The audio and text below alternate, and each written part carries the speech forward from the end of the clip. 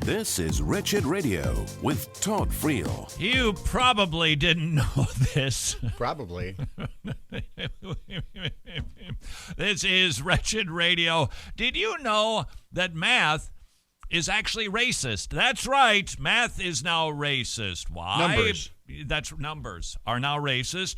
There's some people, what do you know, out on the West Coast who have written a new curriculum for the kids. I believe it's 6th to 8th grade. Of course. Telling them that math is actually racist. How? Why? Well, it was basically, not entirely, but basically a group of white people who concocted the idea of math, put together these different theorems, and all they've done is impose their mathematical views on the rest of society. From the Daily Wire, Seattle Public Schools, course for K through 12 students titled Math Ethnic Studies. Math Ethnic Studies. Essential questions students are asked. Here are just a few. What is my mathematical identity? I got to learn it, otherwise I don't pass. That's pretty much my identity. Is there an authority for math knowledge? What? In other words, what they're starting to hint at is that math only has authority based on the people who have written the current math rules. Should they really be the ones who have determined what is mathematically correct or not? What? Question from the curriculum. How important is it to be right? What is right? Get ready for this. Quote, says who? There it is again. Our culture is moving so fast and so far away from God, it is actually questioning the authority of math. Now, on the one hand, we recognize that's preposterous. Might I suggest, however, on the other hand, I'm okay with it. Let's answer that question. Because I would tell you it is not white man who is the authority in math. I wouldn't tell you it is a black or yellow or red or polka-dotted person who is the authority in math. God is the one who gives numbers value. God is the one who makes sure that different mathematical formulas work the same way every single time. How can we make such a bodacious claim if there is not a standard, an unmoved mover, one who is constant, who has no shifting shadows, who never changes? Then this world would be a perpetual flux, and there would be no mathematical equations if God did not exist. Unfortunately, we know that's not what they're after. Nevertheless, I'll answer the question. Says who? The answer when it comes to math? God. When it comes to empirical science, not historical science, but empirical science, who says? Answer, God. Our culture is so profoundly confused, it is actually starting to question who is the authority in math. It literally says, how important is it to be right? Well, maybe we could have that debate. I'll tell you what. Why don't you get into your car that was put together by somebody who didn't think that our current math symbols actually represented something constant, and you drive over that bridge that was designed by somebody who's changed all of the ideas because they didn't like the idea of apparently white men coming up with these mathematical formulas and numbers and symbols. And you just, once you get there, we'll answer then the question, says who? They're trying to undermine the authority of math? No. This is an undermining of the authority of God. That is what is going on with the Seattle Public Schools. That God does not exist, therefore it is an arbitrary system that a particular skin-colored people created called math. And now we can change it all because we know that white people have been repressive with mathematics. That's what this goes on to say. If you don't believe me, here's from the article, which is just jaw-dropping. Students will be able to analyze the ways in which ancient mathematical knowledge has been appropriated by Western culture, and to identify and explain how math and other sciences have been, quote, used to oppress and marginalize people and communities of color. I know that math is oppressive because I had to study it, but that's not what they mean. They mean it is a way for a particular skin color to oppress another skin color. See, we've got these mathematical formulas. They're ours. And if you don't know them, well, you're not going to succeed in culture or something like that. Further, students will be able to critique systems of power that deny access to mathematical knowledge to people in communities of color. Identify the inherent inequities of the standardized testing system used to oppress and marginalize people in communities of color. Explain how math has been used to exploit natural resources, and explain how math dictates economic oppression. Are you following along with the logic? No, you're not, because it's entirely illogical. What is underneath all of this? They ask the question that the devil has been asking from the beginning. Says who? Really? Did God really say that? What did the devil do with Jesus Christ in the wilderness?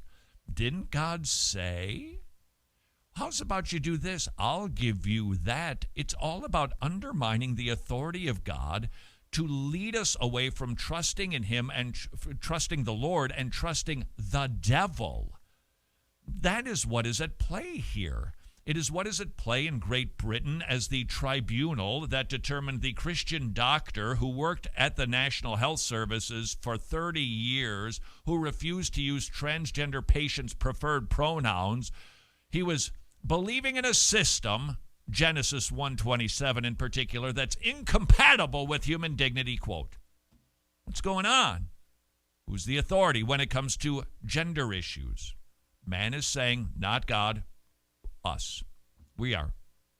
When it comes to math, whoa.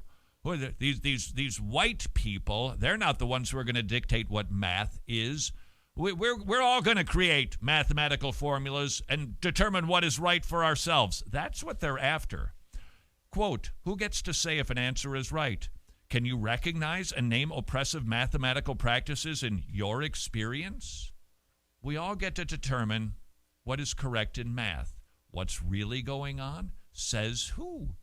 Are there constants in the universe? Are there laws that operate and run the place that give us consistent outcomes in laboratories with mathematical formulas?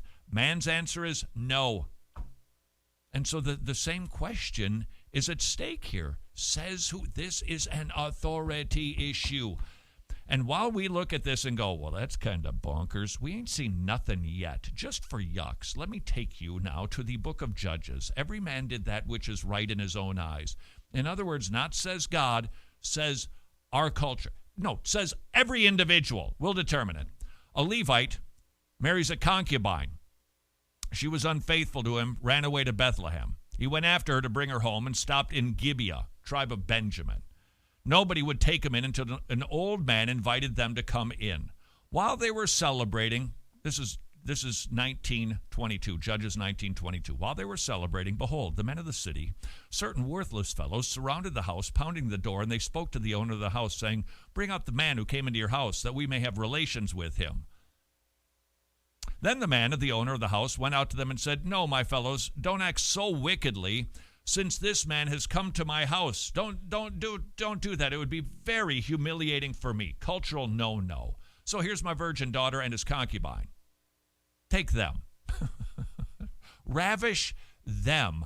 Do whatever you wish, but do not commit such an act of folly against this man. Woo. So the nice man who took in the priest who was acting very poorly by having a concubine anyway, even their thinking is broken down, isn't it? Totally busted.